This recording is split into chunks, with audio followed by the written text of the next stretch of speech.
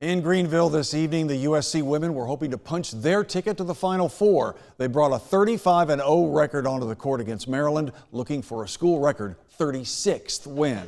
The Terps got after the Gamecocks in the first quarter. Watch Abby Myers right here to the rack for the layup. She had 14 for the game, but all 14 came in the first half. Maryland went on a 12-0 run at one point in that first quarter. Aaliyah Boston had 12 in the first half. Boston inside grabs the loose ball and scores. She finished with 22 and 10.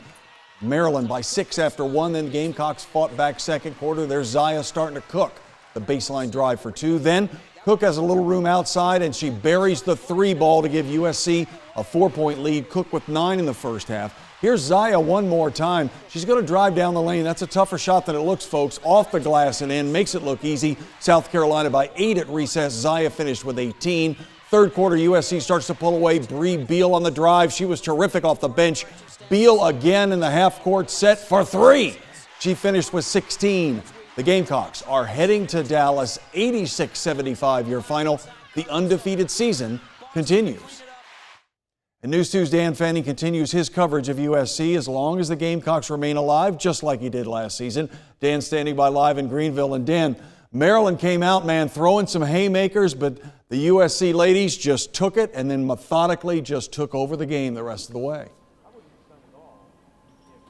Yes, they did. A different game, but kind of the same story. You mentioned Abby Myers there in the highlights. Yes, 14 points, all coming in the first half. Kind of South Carolina knew Diamond Miller, the Maryland top player. Well, she was going to get hers. She finished with 24, but taking away Myers, taking away other Maryland scores in the second half was big for South Carolina. Zaya Cook, Aaliyah Boston, kind of the same story, different day. Kind of Aaliyah Boston, kind of they have Aaliyah Boston, South Carolina does, Maryland does not. So, yeah, kind of like I mentioned at 10, I mentioned it last week. It's kind of like an offensive line, kind of wearing down the defensive line, kind of in the run game at the end of the day, that kind of wear out. South Carolina imposing their will like they always do. An opponent seems like they have to play a perfect game. Maryland, they did not. So South Carolina is heading to Dallas for the 3rd time in the past 3 years. After the game, I talked with the players kind of about the physical play and, again, about going to a 3rd straight Final Four.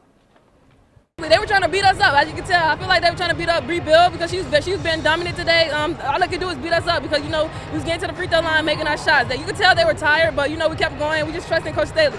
We were a great team, and we capitalized off our big advantages. Like Aaliyah, she had a great game. Zaya had a great game. Bree had a great game. I think it's just a collective effort.